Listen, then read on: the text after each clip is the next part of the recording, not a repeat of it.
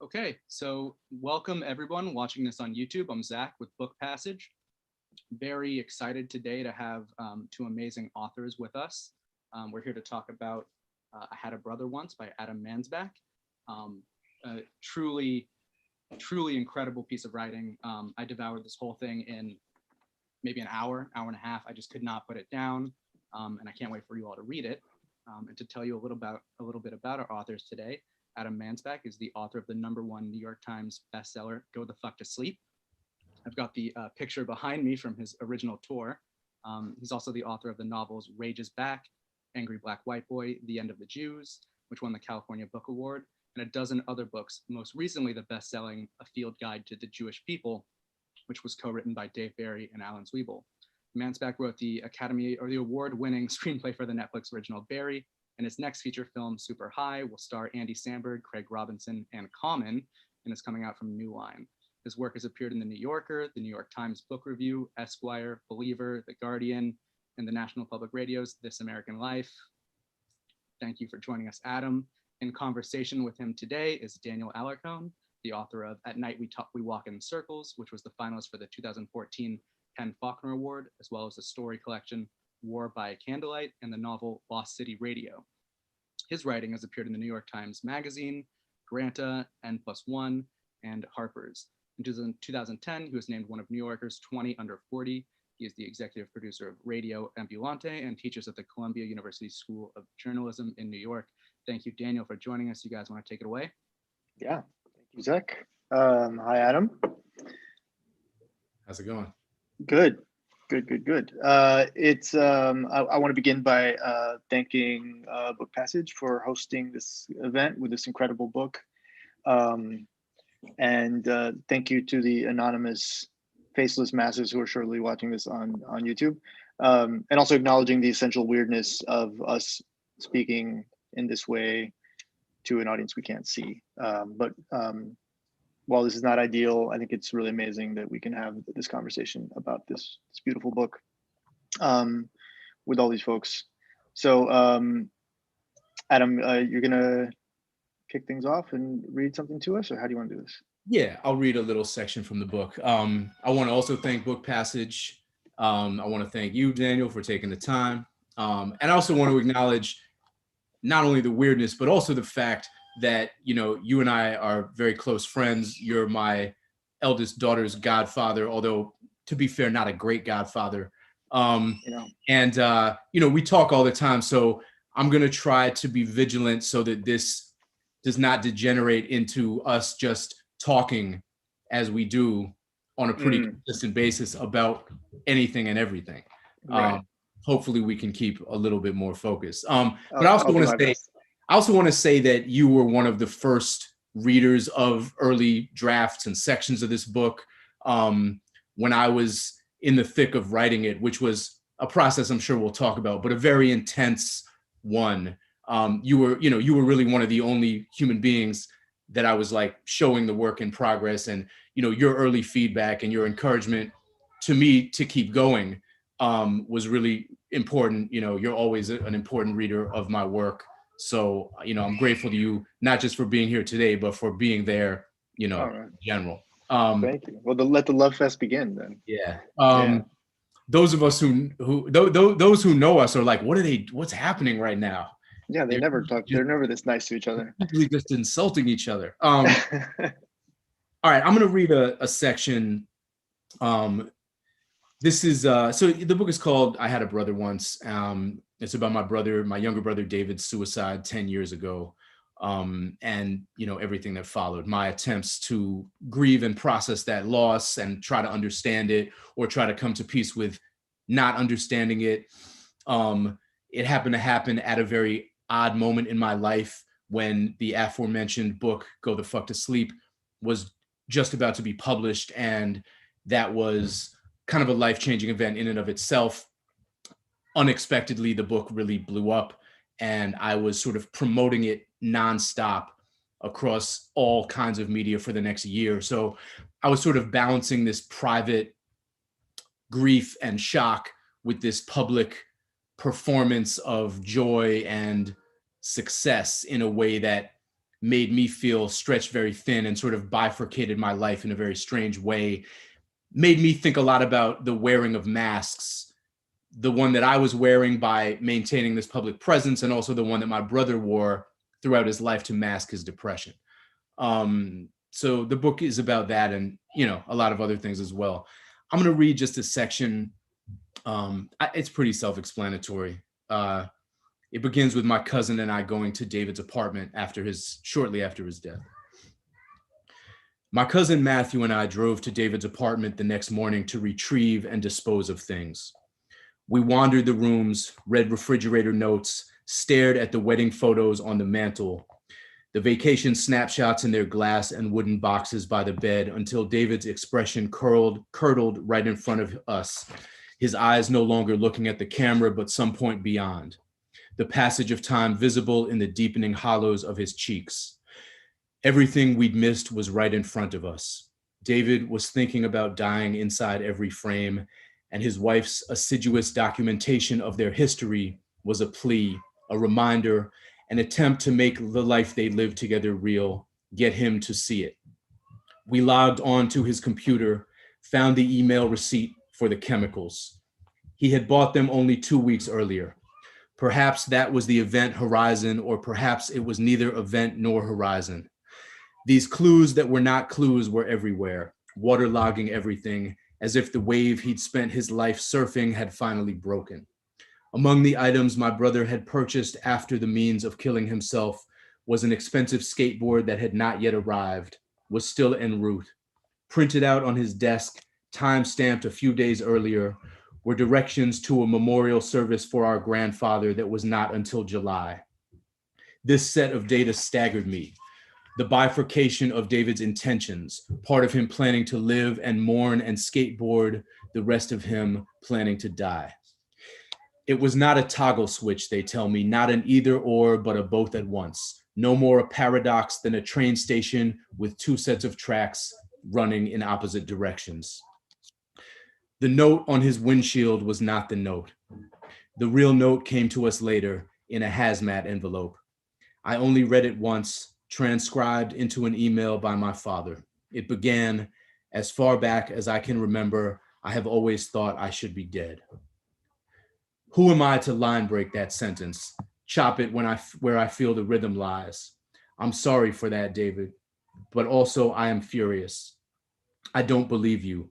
I remember your childhood too, your sun-warmed body draped across mine on the beach where we returned each summer, bigger and stronger, where we bored careful holes in flat wedges of sand with our thumbs and first fingers and named them Clanto bars, played running bases and rolled giggling down the sloping dune into the ocean to spring up and battle waves.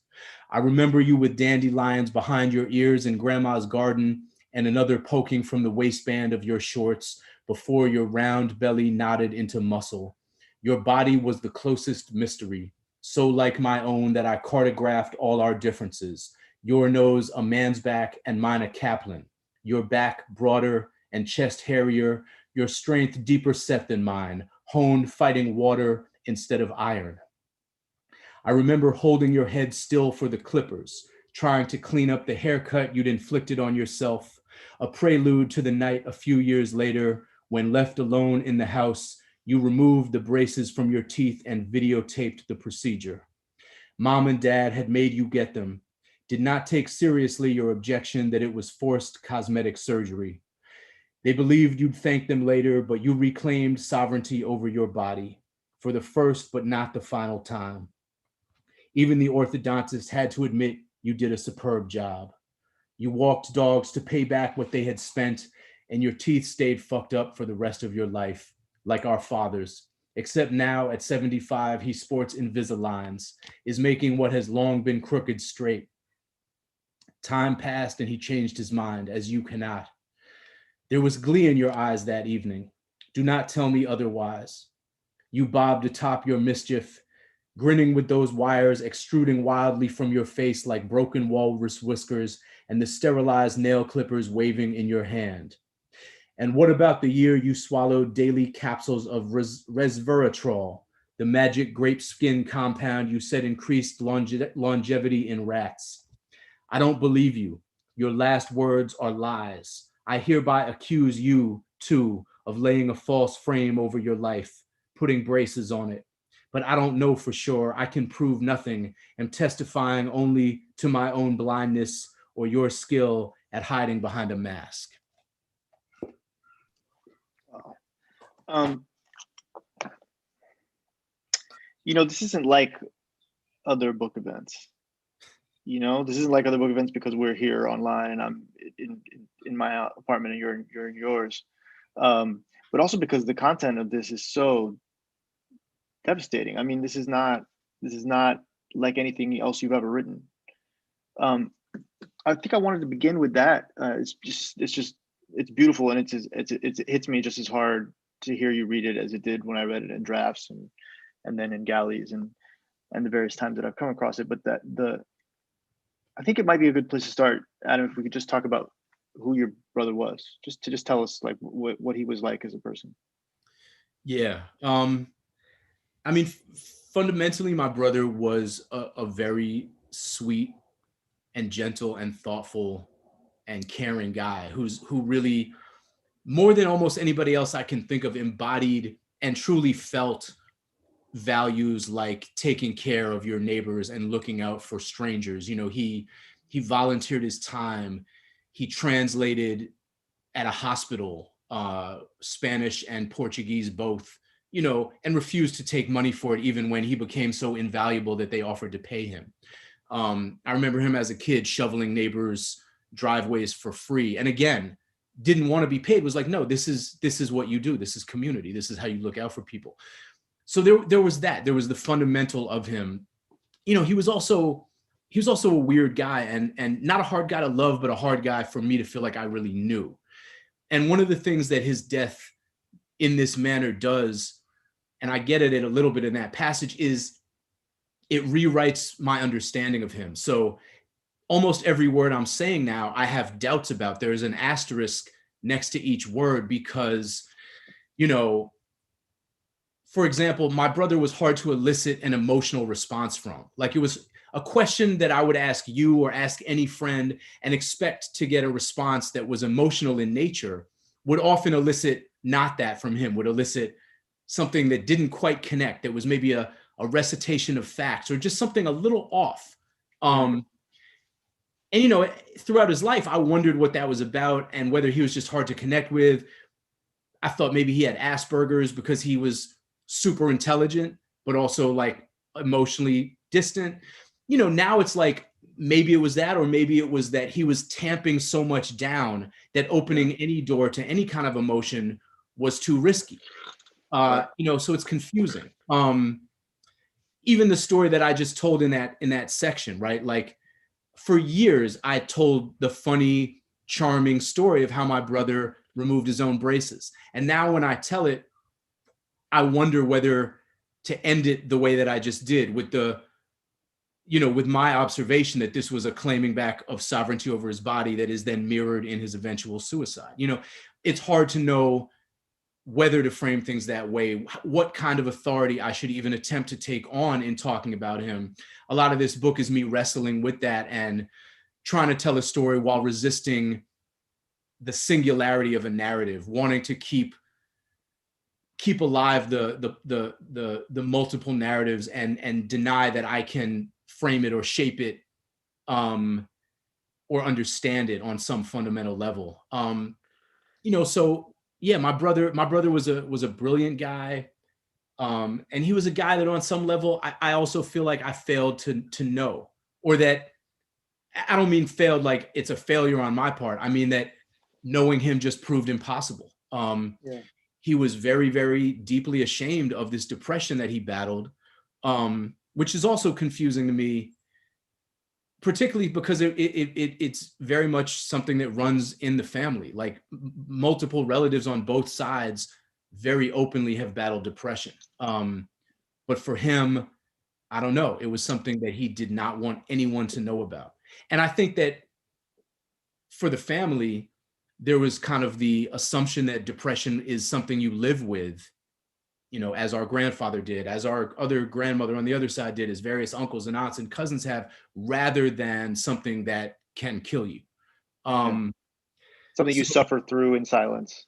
yeah, Yeah. yeah.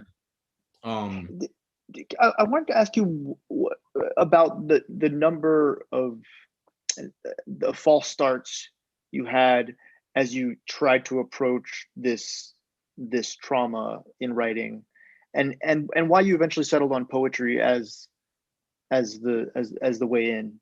yeah. Um, you know, I don't even know if I got as far as false starts. Like the false starts were mostly in my head. I spent the 8 years between his death and beginning to write this book, thinking about writing about him, talking to you probably more than anybody about it, mulling it over, thinking about what a novel would look like, thinking about what some kind of long form essay would look like. I think the only thing I ever put on paper was like 2 pages of a screenplay. Structure and questions of architecture always stopped me before I started. My own probably emotional unreadiness also stopped me before I started. Poetry was not a form that I think I ever considered until I took it up and wrote this book. I've always written poetry. My first book ever is a book of poetry, but none of my books since is a book of poetry. It's not a form that I usually think about or gravitate toward. And it's really like sort of very circumstantial that it ended up being this, that the book ended up being one long poem. I was asked by our friend Mark Bamuti Joseph to write a piece for an SF jazz performance. It was going to be a bunch of writers performing with a live band. And that put me in the mind state of poetry.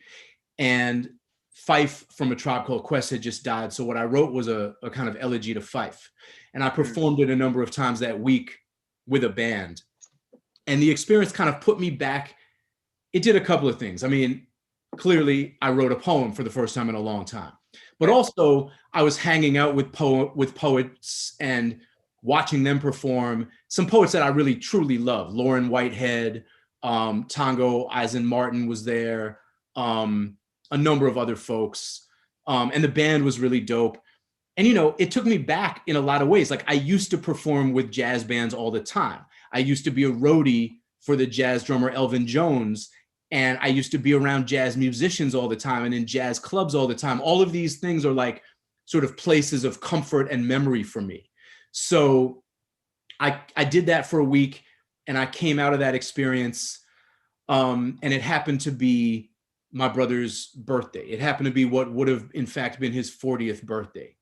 So I think all of that fuel combined with that date, which is always a powerful date. Every year it rolls around. I anticipate it coming along with the anniversary of his death. I just sat down and started writing and got very deep into it very quickly. And found within a day or so that I was sort of writing to the exclusion of all else. I was really just glued to my chair. I was sitting in this room, my writing studio, listening to music and crying and writing. And a lot of what was coming out was stuff that I had thought about and spoken about, and it was finally finding form on the page. But a great deal of stuff was only being processed as I wrote about it. Like there are connections that I made in the writing of this book that I had never made in just thinking about my brother all those years. Like, and there's sort of, a lot of them are sort of poetic in nature or linguistic in nature, literary, I guess you would say. But they're also very obvious. And it's actually shocking to me in retrospect that I didn't make them until I sat down to write.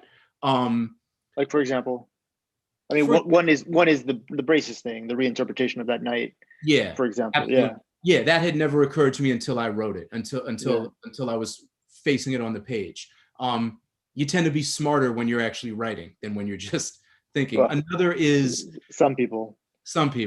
I allude to it in the section that I just read, but there were 2 different notes. My brother ended his life by mixing together 2 chemicals that when they meet form a poisonous gas that instantly kill you with a breath. He did this in his car. And he left a note on his windshield essentially warning whoever found him that there were dangerous gases inside and that they should call hazmat or the police so that no one else would be hurt. And then he left the second note that I just read. Only in writing the book did it occur to me that in some sense, both notes were ways of protecting the living. One literally and one in the framing of his decision to end his life. I mean, that seems incredibly obvious to me saying it now. It had not occurred to me in those 8 years.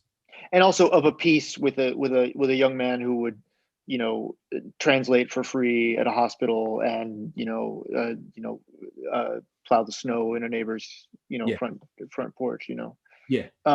Yeah, weirdly in keeping with who he was, even as he committed this act that was utterly shocking to. Yeah. You used a phrase just now to describe the process of writing, that you sort of found yourself writing to the exclusion of all else. And for those of us who know you, you're like the busiest, hardest working, you're always grinding. And it felt like during these 8 years, you turned it up. And I always felt, and I think probably a lot of your friends felt, that to the exclusion of all else is a phrase that's important because you were putting tons of stuff on your plate to keep yourself very, very, very busy. So, and I felt at times, in order to make it impossible for you to write this book. Is that a fair characterization? I certainly felt during that 8 years, I spent a good amount of time frustrated with myself and like castigating myself for not writing this and for writing everything but this. I don't know that I kept myself busy because I don't think that I kept myself busy in order to not write this book. I think that I kept myself busy because I could not write this book. If that right. That's fair. Yeah. But yes, and there was an out of whackness to the balance of my work life. I mean, I'm a polymath in this writing shit by nature. There are a lot of things I enjoy. I get satisfaction from writing a humor book and a screenplay and a novel.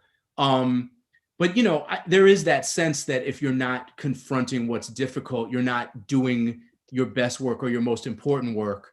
Right.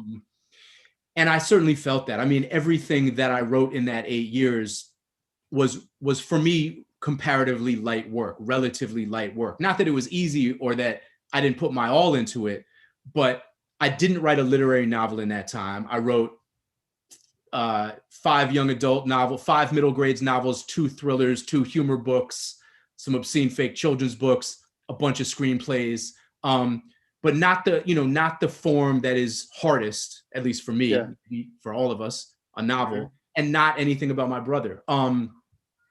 So yeah, for sure. I mean, it was also a period of time where, partly because of Go the Fuck to Sleep and partly because of my other forms of hustle, there were like an incredible number of doors open to me. So there's also this sense that carried over from Go the Fuck to Sleep of wanting to take advantage of all those opportunities while they lasted. But yes, I mean, I didn't want to not be busy, and I also was not able or ready to figure out how to write about the thing I most wanted to write about. So I did instead busy myself with any number of other things, like on a writing level. The intense out-of-body experience that it must have been to publish a book that you had little expectation for, which is Go the Fuck to Sleep, that then blows up to the extent that it did, that becomes this cultural touchstone. You're on the Today Show, you're on Fox and Friends, for Christ's sake. You're #1 bestseller, Amazon, New York Times. You're a parenting expert suddenly, right? All of these things are happening while you're going through this personal traumatic hell. Yeah. How did you do it? And then what did you learn about yourself in that process of this? You use the word bifurcation in the section that you read. Like, what did you learn about yourself in that process? On one hand, I think I learned that, for better or for worse, and probably both, I'm capable of an intense kind of, I don't want to say compartmentalization exactly. I feel like that's become a tainted word somehow. Sometime in the Clinton administration, that word took on sinister connotations. But I learned that I could focus no matter what. That I could sort of, you know what. But I was going to say that I learned that I could kind of like, turn it on when I needed to, and like put aside whatever drama was going on in order to like do the interview, do the thing that I needed to do. But that's not actually true. I've actually been able to do that my entire life. Like I have memories of walking out of my house after some huge fight with my parents and being a totally different person by the time I got to like the car that was picking me up. You know what I mean? Like I've actually had those kind of skills far longer than this tragedy. It's more like I brought them back into use. I think I learned, I spent a lot of time like worrying that I wasn't grieving properly, grieving completely. There was this, somewhere along the line, I became concerned that like, if I didn't fully grieve in the moment, in the immediate aftermath of David's death, the grief would sort of go away and hide and regroup and gather its strength and come back more fearsome and unconquerable in some future. And I spent a lot of time worrying about whether I was fully grieving, whether I was confronting the grief in like the right way, the proper way. All of this in a kind of absence or vacuum of ritual, because my family is not religious. I don't have easy access to a kind of well or a storehouse of like ritual to tap into when I need it. And of course, when you need it is when you wish you had it. So I found myself sort of wondering if you could make up ritual, if ritual was meaningful, if you didn't even fully understand it. Are the words of this ancient Hebrew prayer even mine to take on when I wish that they were?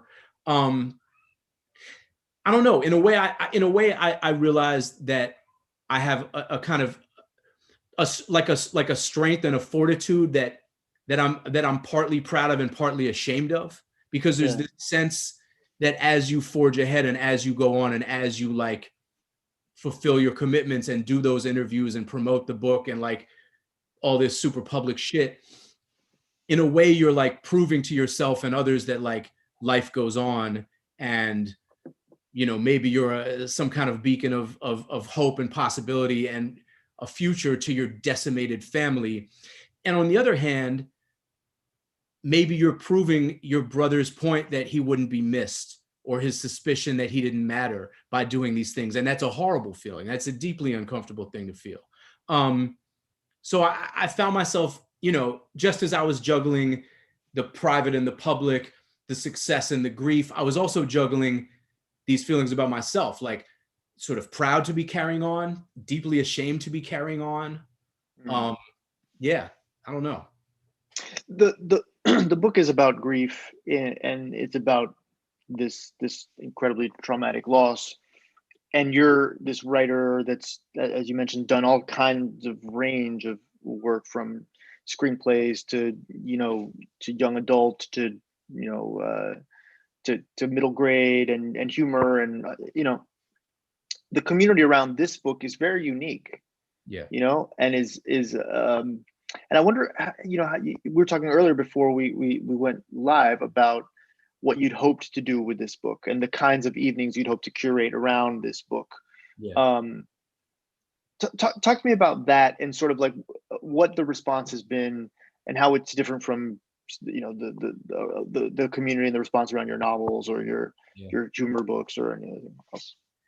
I mean, as you might expect, a lot of the folks who are finding this book have been through some similar form of loss. And so the emails I'm getting from readers are often deeply personal, lengthy. They're telling me what they connect with in the book. They're sharing their own stories. Some of them are newer to this particular form of grief and are maybe hoping for some advice or a vision of what the road might look like 5 years into the future. And so, I think, and I'm trying to respond as best I can to those emails. But it also does occur to me every time I answer one that were we not in a pandemic, I would be sitting somewhere with a stack of books and somebody would come to the head of that line, hand me a book to sign, and just tell me these stories in person. And I would have to sort of hold the space for them and respond in some kind of way, in real life, in real time, which would be a lot, which would be difficult. And I would Exhausting. and exhausting. I did really want to perform the book or read the book in front of audiences. Before the pandemic, I was in the early stages of like planning a book tour, and I had the notion that on at least some occasions I would read the book in its entirety. Again, it's not a long book, so this is an hour and change, with some visual accompaniment, like some projections. I had asked a friend to be the guy doing that, with some musical cues or some sort of atmospheric sonics, so that it felt like a bit of a fuller experience. But I envisioned doing this in like theater spaces, making it a kind of full experience, and probably a wrenching one. Certainly for me, it would be a wrenching one. I mean, so, I still hope to do that at least on some occasion in the future. But at the same time, like, reading the audiobook was like, I was breaking down in or close to tears every 5 pages. The piece that I just read is not one that I've read aloud before. So it's only the second time I've ever read it, the first being the recording of the audiobook. And, you heard me like choking up while I read it. So it's entirely possible. And again, this leads, this book is sort of full of like paradoxes and ideas that are suggested and then pulled back and rejected as soon as I put them out there. And part of the journey of this book is maybe to understand paradox as something that doesn't always have to be resolved. It can just be held. And even in thinking about performing the book, that idea kind of rears its head for me, because it's like, on one hand, it sounds agonizing to go out and perform a book and break down every 10 pages of it. That sounds hard for me. It sounds hard for an audience. And on the other hand, becoming able to perform that book without breaking down also sounds horrible to me in a way.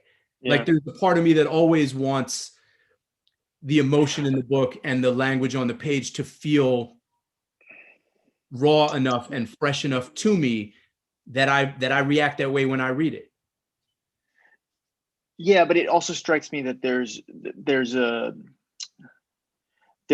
at the core of that, I feel like there's still a doubting, or a way that you're doubting that you're doing it right, that you're grieving correctly. And I feel like that people have gone through trauma, people who have suffered great loss, the emotions are so overwhelming that many times we feel like that somehow we don't have the tools to do this. We must be doing it wrong. Either I'm feeling too much and I'm crushed by it, or I'm not feeling enough and I'm blithely carrying on.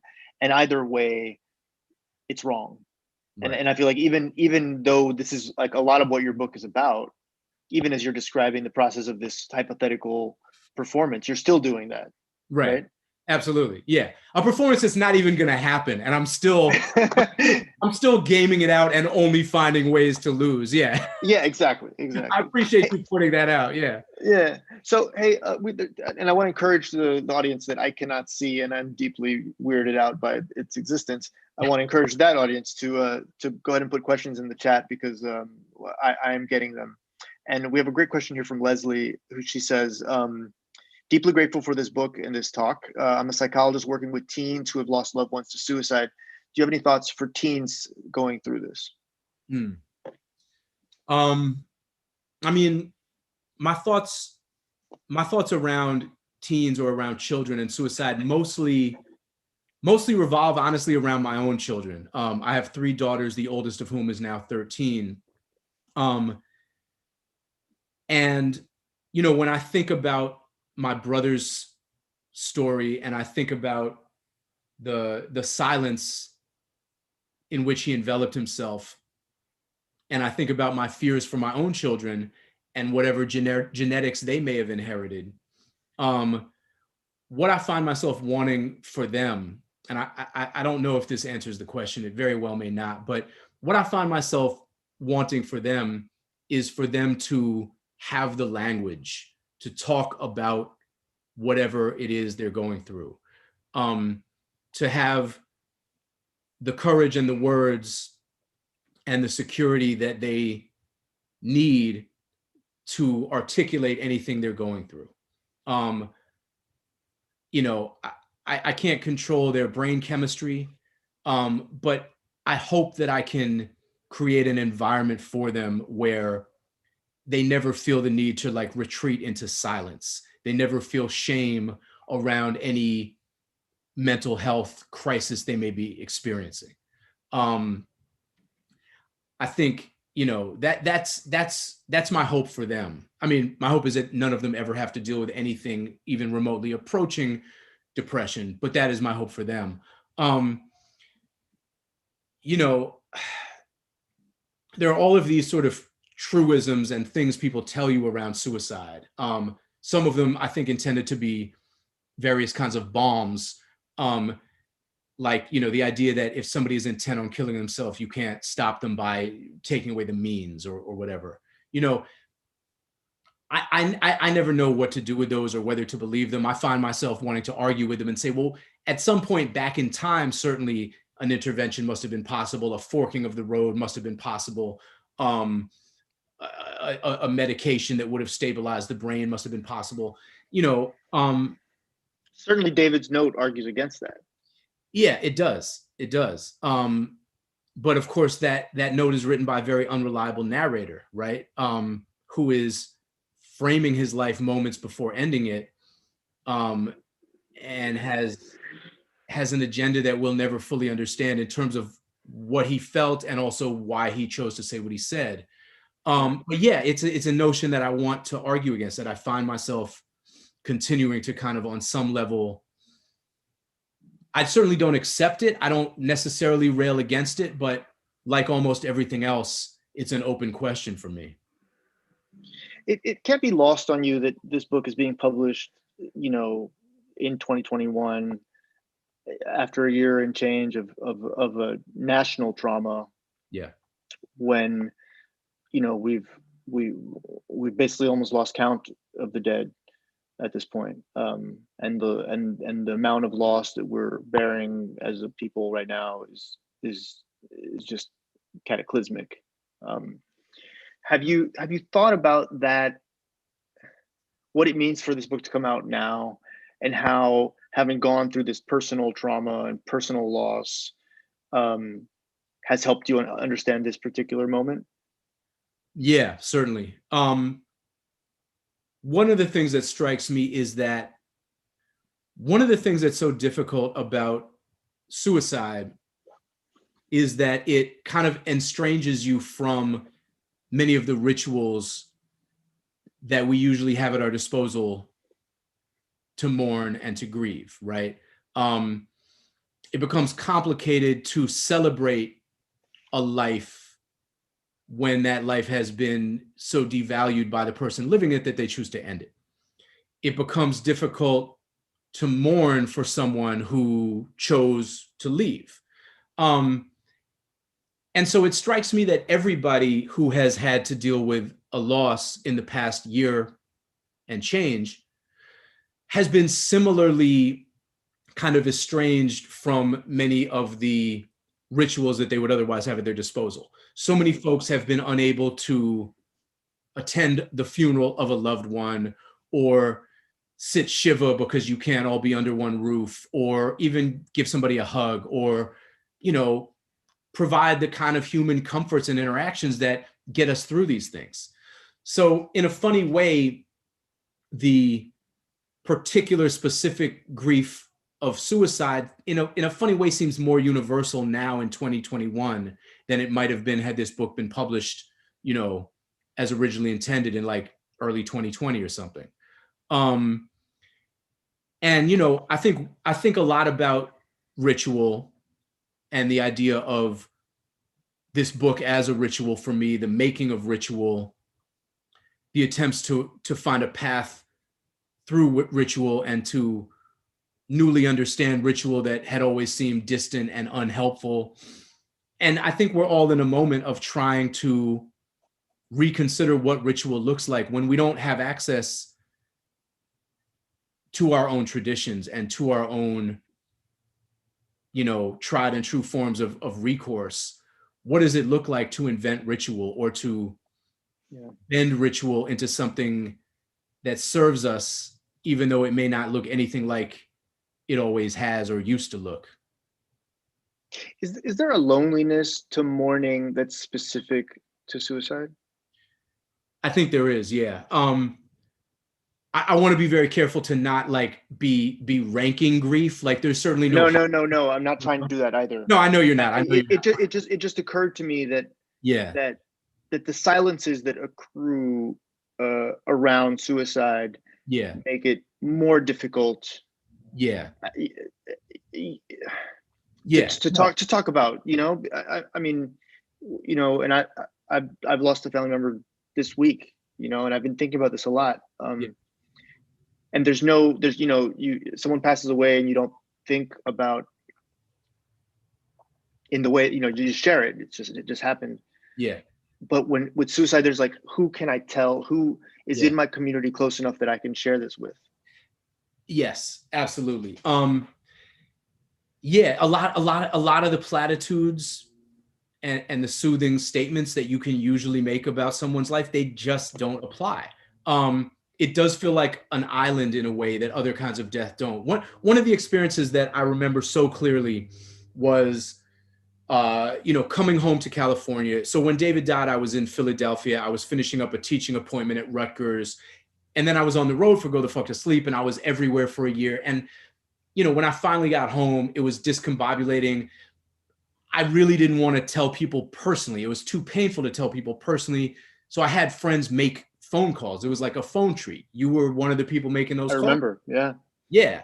When people asked me what they could do, I was like, man, tell people so that they know, but I don't have to be the one breaking the news. But I remember getting home and having a dinner with two friends, with Torrance and with Josh Healy, at a restaurant that we always went to. And they had each both lost a grandparent, like in recent weeks.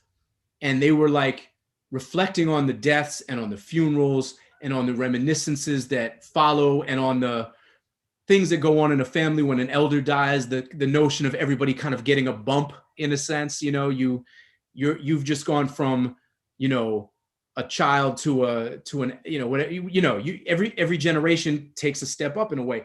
And everything they were saying was incredibly familiar to me because I'd also lost grandparents, but it was utterly unrelated to all my other experiences in the loss of my brother.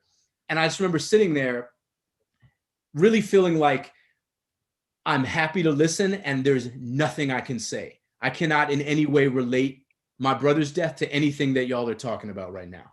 And it would be foolish of me to try. It would be forced and just bizarre for me to even try to make inroads into that conversation. It's just a fundamentally different conversation. Yeah. I remember feeling that very strongly. And as you say, like, usually it's not complicated to tell somebody about a death. I found it incredibly complicated. You don't know what the reaction is going to be. You don't know. I got very good, and I was around a lot of strangers because I was out promoting this book. So, there were countless nights where I was doing an event and then going out to dinner with whoever had brought me, and I was going to be at a table with a bunch of guests and donors and people who had paid to be there, and I was going to be charming and tell stories and be, the center of attention. I got so good at being able to tell 5 minutes ahead of time when the conversation was going to take some kind of turn toward family, and somebody was going to ask me a totally innocuous question about my family and whether I had siblings, and figuring out how to head that off like before it even got anywhere close, so that I would not have to make an agonizing split-second decision about how I was going to react, you know? And there were times that I was like, I'm an only child. And there were times that I was like, yeah, I have a brother. He lives in Brookline with his wife. And there were times when I said, I have a brother and he passed away. And there were almost no times when I mentioned the word suicide in that first year. Yeah. It's much easier now. Yeah. Yeah, I remember talking to you then, and doing that exact same thing of gaming it out almost. Yeah. What do I do if someone says this? What do I do if I have a reading and someone I haven't seen in 20 years shows up at the reading and then asks, Yeah. how's your family? How's David? Yeah. And that happened. It happened many times. Yeah. And I remember gaming it out with you and thinking through how to react.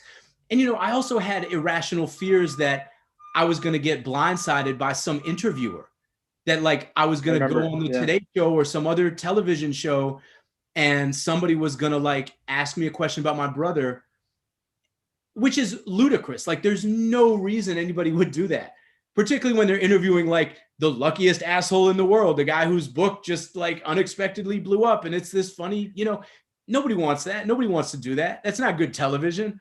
But it was still real to me. And enough super bizarre things were happening that it didn't seem that implausible. You know, like this was a time in my life where like I'd wake up one day and like, you know, pictures of me playing basketball with no shirt on leaked and were on the internet. Now, nobody gave a shit. Nobody cared about those pictures, but somebody I leaked those, by the way. Clicks that it was worth like putting them on some gossip site. You know what I mean? Like the book was being banned in New Zealand and, you know, all kinds of weird shit was happening. It didn't seem that implausible that somebody looking for a new angle would stumble upon the death of my brother and choose to ask me about it on camera.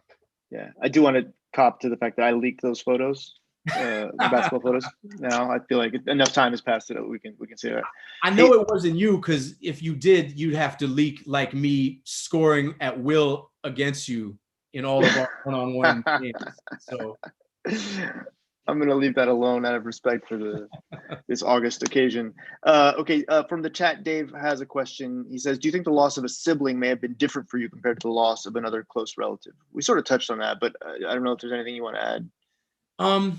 Yeah, I mean, I think there is something unique about the loss of a sibling. I think that a sort of assumption that we make is that our siblings will kind of be on this journey through life with us, you know?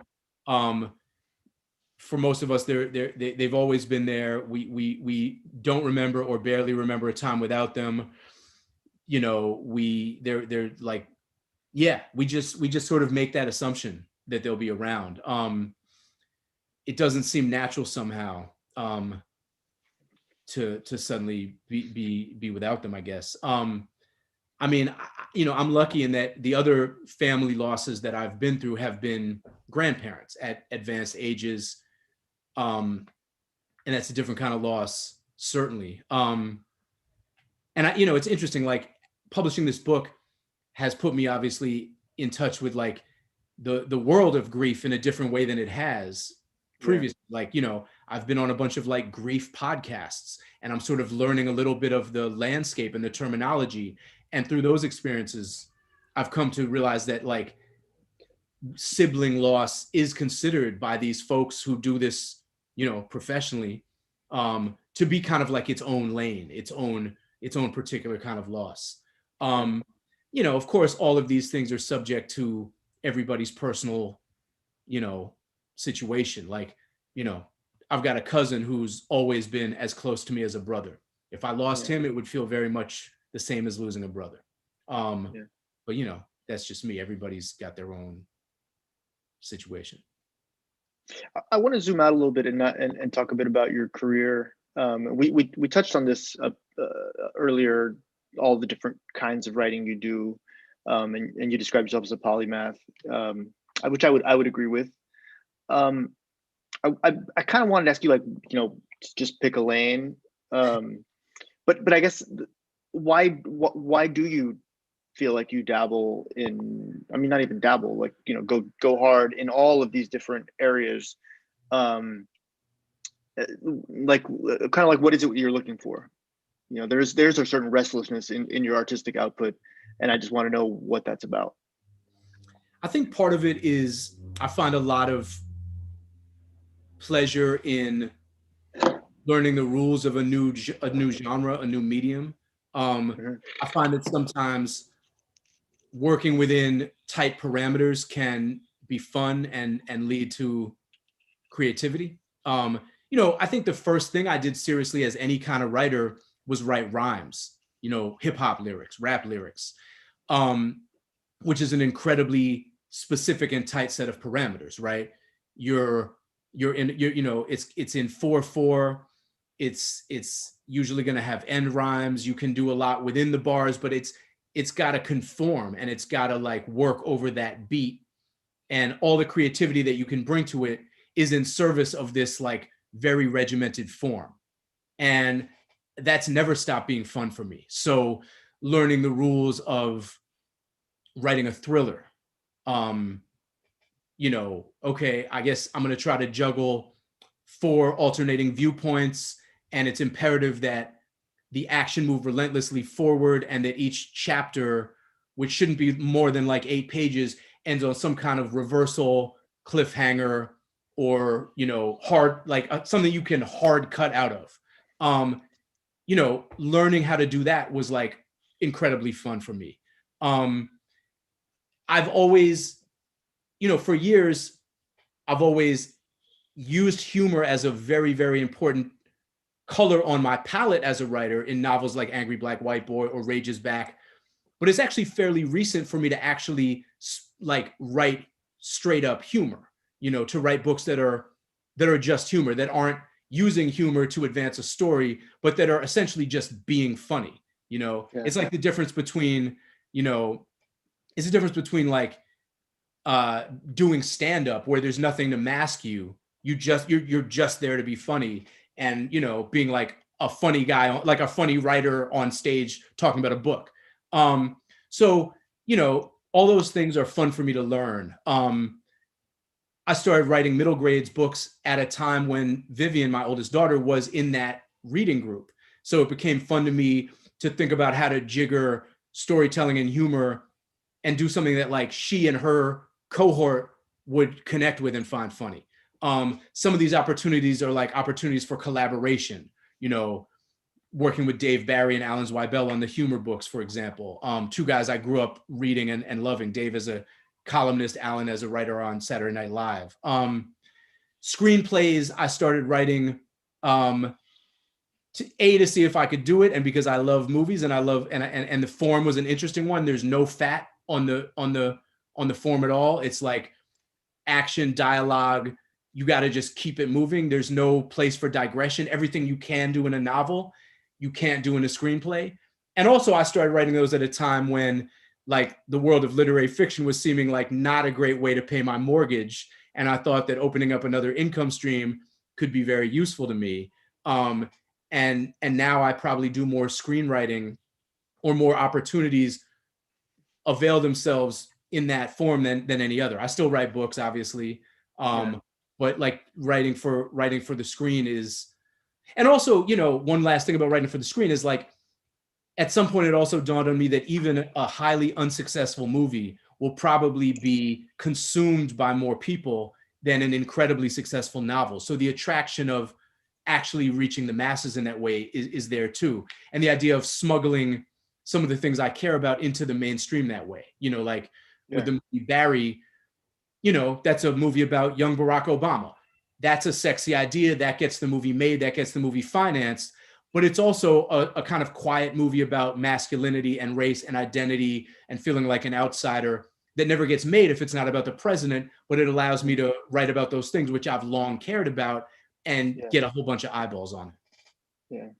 Yeah. I want to touch on something that you said just now. You said that there was sort of a fascination and an intellectual fascination with learning the rules of a genre, which is a really interesting thing to say because of the book we're discussing tonight, that essentially has no rules. There's no rule for how to write about grief. Right. And there's no rule for like the book length memoir as poem, right, about this kind of stuff. And so I was wondering if in the process of writing this book, you discovered rules, you created your own rules. Did you put up guardrails to sort of, channel this at a certain point in the process? Or did it come out almost as the product that we're reading now? Yeah, that's an interesting question. I mean, I did invent rules for myself intuitively around rhythm and around line. Um, you know, trying to and the thing I probably did most in the life of this book in terms of editing was kind of manicuring and changing the line breaks. And because these stanzas are often incredibly long, like pages and pages long, adjusting one line break kind of ripples through that entire stanza and maybe changes the one line break that I feel very attached to and don't want to change. So there's a certain math to that. And it's actually very similar to the way my brain works with screenplays, where the length is so important. You can give me any screenplay in the world and I'll cut 5 pages from it without altering really the meaning of anything, but by stealing a line here and there and altering a word, and like the attunement in my mind to that kind of rhythmatic editing and precision and manicuring, I think, is one set of rules that I've made for myself. But I think what I learned with this form and why it's been so appealing to me and why it continues to, like, the next book I'm working on is very similar in form and very different in content, but again takes on this form of like the book length poem. Much like a screenplay, weirdly, it eliminates a lot of the scaffolding that you need to get from place to place and idea to idea. With poetry, I find that you can do a lot merely by proximity. Putting one idea next to another, piling one stanza atop another, draws connections that don't ever have to be like made explicit with the same verbiage, the same architecture, the same scaffolding that you would have to in an essay or in a novel. There's much less connective tissue. There's much less getting people from place to place. It's a very honed down form. And it, in this sense, allowed me to move very quickly so that my thoughts didn't outpace my ability to get them on the page. And I think, yeah, I found that really liberating. I think more than anything else, the form liberated me to move fast and to boil down my sentiments to the essence of what I wanted to say, and to trust. There was a lot of intuition that went into this writing. I wrote this whole book in like maybe 3 weeks. And it's probably 80, and that draft was probably 80% as long as the finished draft. The editing process was mostly one of addition. It was, my editor, Chris Jackson, and the readers I had mostly were like, you could flesh that out more, and I would, or adding entire new sections on a couple of occasions. But yeah, yeah, I think that's my answer. Well, it's a beautiful book, and I want to encourage everybody who's watching to go to their local independent bookstore or to Book Passage and get a copy. And congratulations, and thank you for writing such a moving memoir. It really is really special. So Thank you. Thank you. Thank you. And I want to thank you, Zach, and everyone at Book Passage, and everyone who's been watching tonight. It's been a really lovely conversation. So thank you so much. Yeah. Thank you, Daniel, and thank you, Adam. Again, this book is I Had a Brother Once. It is a beautiful book. It really is unlike anything I've ever read, and you are absolutely right that it was a great note to end on there, because it really is the flow of this book. The poem length memoir, I think, was such an amazing way to tell his story and tell this story. And thank you for bringing that to the world and for sharing that. And everyone, buy it at Book Passage, buy it at your local independent bookstore, but we prefer Book Passage, www.bookpassage.com.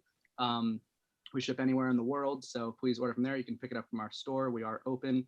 And if you enjoyed this event and you'd like to see more, please subscribe to our channel, where we post all of our live events, like the video, and we hope you come back for our next one. But thank you, Adam and Daniel, so much for joining us tonight.